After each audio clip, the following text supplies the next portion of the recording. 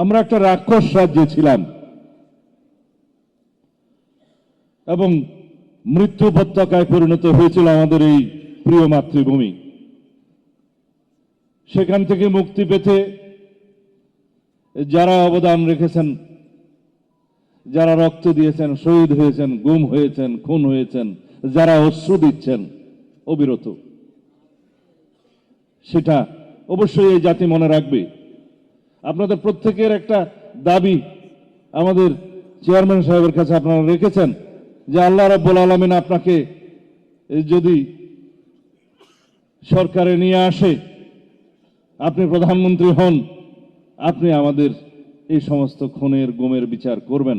তিনি কথা দিয়েছেন, আপনারা দোয়া করবেন যাতে আমরা প্রত্যেকটি গুমের খুনের বিচার এ দেশে করতে পারি ইনশাআল্লাহ।